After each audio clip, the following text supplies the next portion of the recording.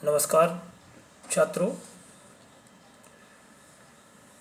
आशा करता हूँ कि आप लोग परिवार सहित स्वस्थ होंगे और लॉकडाउन में रहते हुए जो भी अपना शिक्षण कार्य है उसको अच्छी तरीके से पूरा कर रहे होंगे।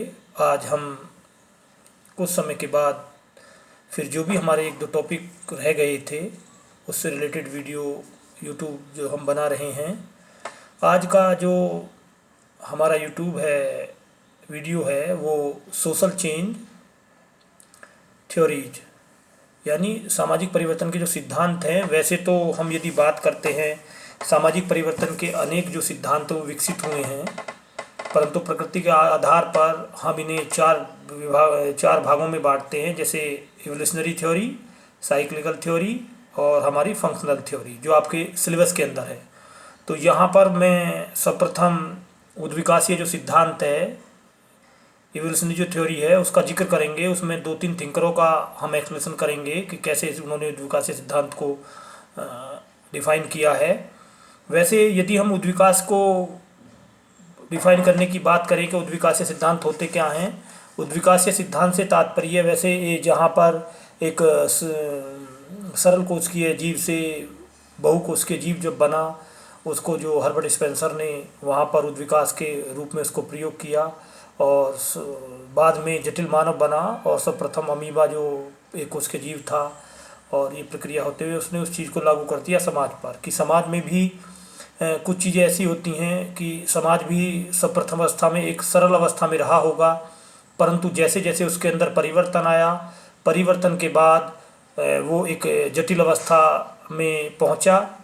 वैसे उद्विकास का जो शाब्दिक अर्थ है किसी वस्तु या जीव के सरल से जटिल अवस्था को प्राप्त करना है। यहाँ उद्विकास का यानी एक सीधी रेखा में जहाँ पर एक जो विकास होता है वो उसी प्रक्रिया में दूसरी प्रक्रिया स्वतः उत्पन्न हो जाती है, हमें ये नहीं पता चलता दूसरी जो अवस्था है वो कहाँ से उत्पन्न हो गई, स्वतः ही उसके अंदर परिवर्तन आता चला जाता है।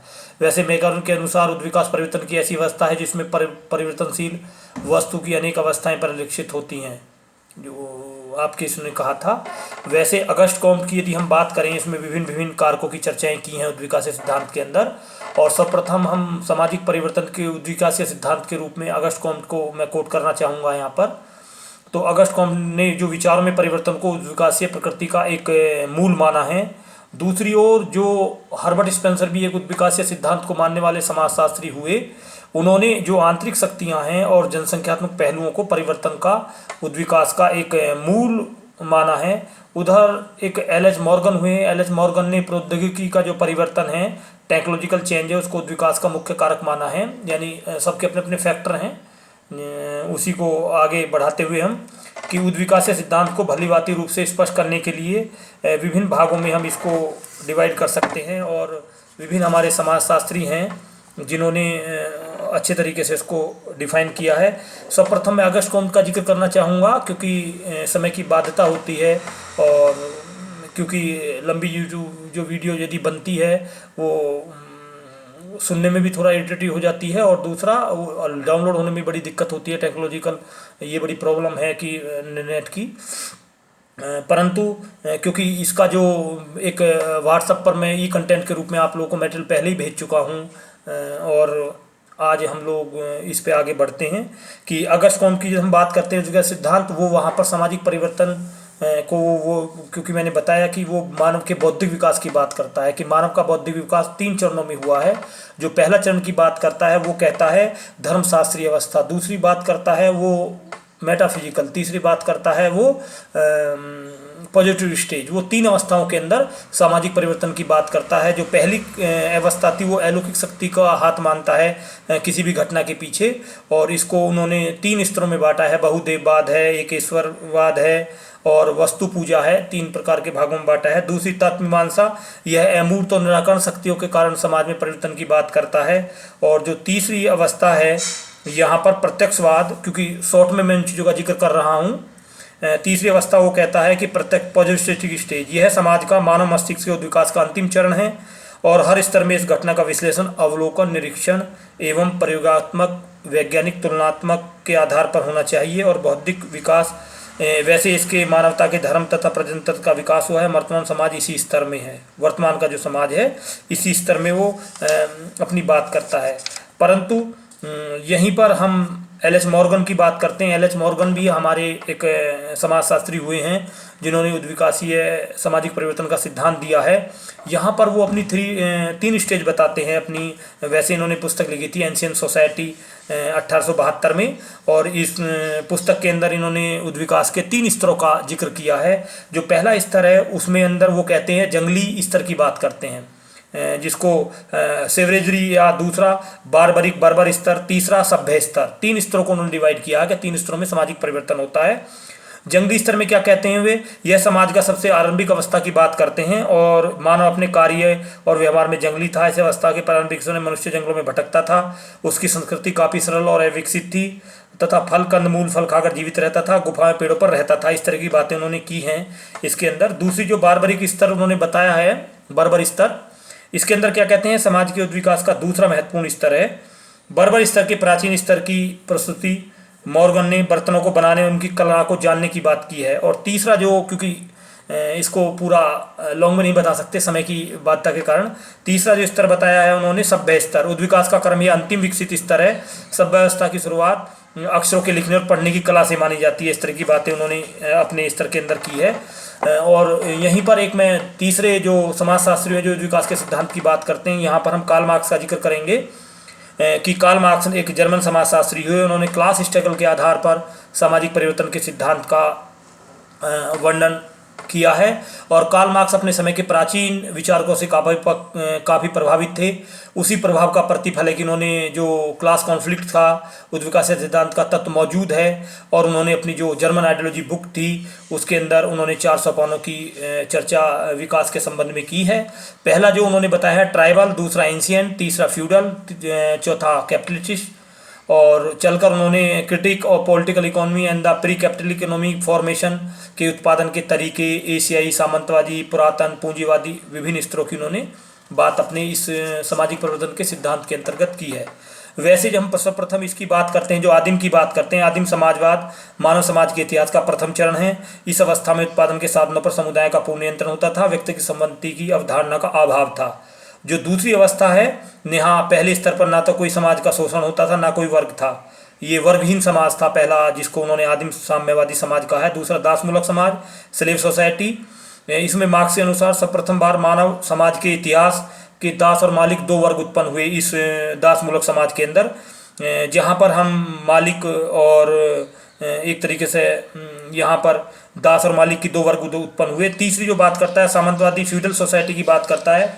ये दास और मालिक के बीच परस्पर संघर्ष के परिणाम स्वरूप हुआ और इस समाज में 2 वर्ग बने, सामंतवादी और कृषिदास, फ्यूडल लॉर्ड्स एंड सर्फर्स। जिसकी जो बात करता है सामंतवादी उत्पन्न के साधनों के स्वामित्व थे, कृषिदास सामंतों के अधीन कार्य में हाथ बताते थे और युद्ध की स्थिति में उनके साथ सिपाही के रूप में भी काम करते थे।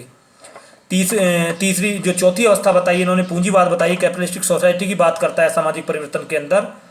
सामंतवाद और कृषिदासों के बीच पारस्परिक संघर्ष, क्योंकि ये सामाजिक परिवर्तन तो क्लास कॉन्फ्लिक्ट की बात करता है हर स्तर के अंदर, कि 2 वर्ग होंगे, उनके अंदर कॉन्फ्लिक्ट होगा, कॉन्फ्लिक्ट के कारण नई एक समाज की उत्पत्ति होगी। और सामंत व कृषिदासों के बीच परस्पर संघर्ष के परिणामस्वरूप अस्तित्व में आया जो पूंजीवादी समाज था। और इस समाज में 2 वर्ग हुए, पूंजीवादी और श्रमिक या सर्वहारा। इस वर्ग के साधनों का मुख्य आधार पूंजीपतियों का होता था, जबकि कार्य में मेहनत श्रमिकों की होती थी। और मार्क्स ने बाद में अंत में एक अंतिम चरण की बात की है, जिसको साम्यवादी या कम्युनिज्म उद्विकास का अंतिम चरण है, और वहीं पर क्लास स्ट्रगल की का अंत संभव है। और वैसे तो हम ये कहेंगे कि कार्ल मार्क्स की जो कल्पना, जो लास्ट का जो कम्युनिज्म की बात करते हैं, वो नहीं आया, वो नहीं देखने को मिला कहीं भी विश्व में। और जो अगला जो आपका समाजशास्त्री और विकास का जानकार, क्योंकि यहाँ पर हम कोट करेंगे हर्बर्ट स्पेंसर को। हर्बर्ट स्पेंसर जो थे समाज को 3 चरणों में बांटते हैं। वैसे जो कहते हैं, वैसे उन्होंने कहा है कि जीव व समाज के बीच समानता के आधार पर समाज के उद्विकास का सिद्धांत प्रतिपादित किया। उनके अनुसार पदार्थ अविनाशी गतिमान है, गत्यात्मकता ही उद्विकास का मूल है, और समाज में ब्रह्मांड में गत्यात्मक के कारण ही सदा परिवर्तनशील है। प्रारंभ में एक समाज जो था एक सरल प्रकार का समाज था, और वो उसकी प्रवृत्ति विभेदीकरण का आगे बढ़ा और विकास के दो प्रक्रियाएं, एक विखंडन और दूसरी एकीकरण की इकाइयों के आकार में विस्तार के कारण की उसकी स्ट्रक्चर में वृद्धि हुई। मूलतः स्पेंसर के विकास की प्रक्रिया को एकीकरण की प्रक्रिया ही मानते हैं। कहने का मतलब समाज की व्यापक एकता जैसे जैसे बढ़ती है वैसे वैसे समाज का प्रत्येक के अंदर जटिलता बढ़ती जाती है। सामाजिक विकास की प्रक्रिया को निश्चित स्तरों से होकर गुजरती है। इस प्रक्रिया के कारण समाज सरल रूप से जटिल अवस्था को प्राप्त करता है। हर्बर्ट स्पेंसर के अनुसार आधुनिक समाज 3 चरणों से गुजरता है, जिसमें आदिम, बर्बर और औद्योगिकी 3 स्तर इन्होंने बताए हैं। इसको आप लोग जो मैंने ई कंटेंट के रूप में आपको मटेरियल दिया उससे आप कर सकते हैं। यहीं पर हम इमानुएल दुर्कheim की बात करेंगे। उद्विकास सिद्धांत के अंदर जो हमारे इमानुएल दुर्कheim हुए हैं वो भी उद्विकास सिद्धांत के मानने वाले थे। और दुर्कheim की जो पुस्तक है डिवीजन ऑफ लेबर में सामाजिक परिवर्तन को उद्विकास परंपरा को स्पष्ट किया उस बुक के अंदर। उनके अनुसार समाज का परिवर्तन यांत्रिकी है जो मैकेनिकल से ऑर्गेनिकल सोसाइटी को होता है और सहज से एकता प्राचीन और सरल समाजों की विशेषता है। ऐसे समाजों में व्यक्ति की स्थिति, स्टेटस जो भी है उसकी समाजों की सरल विशेषता, जैसे व्यक्ति की स्टेटस है, रोल है, वैल्यू है, विश्वास है, जीवन शैली है, नैतिकता आदि में एकरूपता पाई जाती है। और व्यक्ति पर परंपरा और ट्रेडिशनल जो हमारे होते हैं, जनमत हैं और धर्म है, अत्यधिक प्रभाव होता है। कानूनों का जो स्वरूप होता है दमनकारी होता है और सामूहिक भावनाओं को आघात माना जाता है यदि अपराध जो होगा जिसको कोई व्यक्ति करता है। परंतु दूसरी जो अवस्था जो ऑर्गेनिक सोसाइटी की बात करते हैं, यहाँ पर उन्होंने कहा था कि विकसित, जटिल, औद्योगिक और आधुनिक समाज है। ऐसा परिवर्तन श्रम विभाजन, विशेष स्पेशलाइजेशन के विस्तार के कारण होता है। और यहाँ पर जो हमारे कानून होते हैं दमनकारी से न होकर ये क्षतिपूर्ति, रेस्ट्रिक्टिव के सिद्धांत के आधार पर लागू होते हैं समाज के अंदर। और यांत्रिकीय एकता का जो आधार है सामूहिकता होता है, जबकि सावयवी एकता का जो आधार है व्यक्ति स्वतंत्रता होती है। संक्षेप में दुर्कheim के सामाजिक विकास का संबंध श्रम विभाजन और एकता को बताया।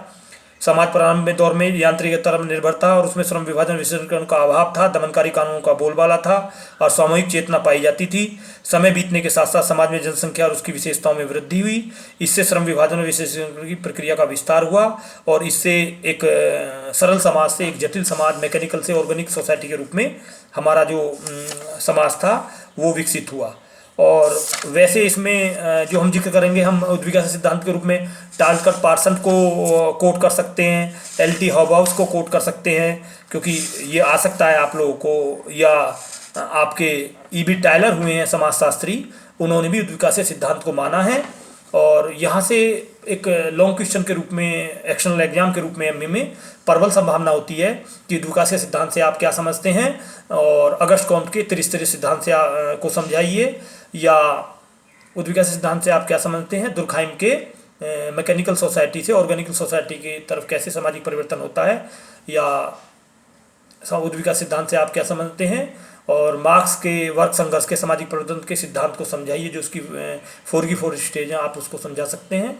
और यदि कोई दिक्कत हो तो आप जो मैंने ई कंटेंट के रूप में व्हाट्सएप पर आप लोगों को या कॉलेज की साइट पर पढ़ा हुआ है ई कंटेंट पर, और जो हमारा व्हाट्सएप ग्रुप है, व्हाट्सएप ग्रुप पर भी समय समय पर जो उपलब्ध कराया है, वहाँ से आप उसको अच्छी तरीके से पढ़कर इस कॉन्सेप्ट को और अच्छा तरीके से कर सकते हैं। धन्यवाद।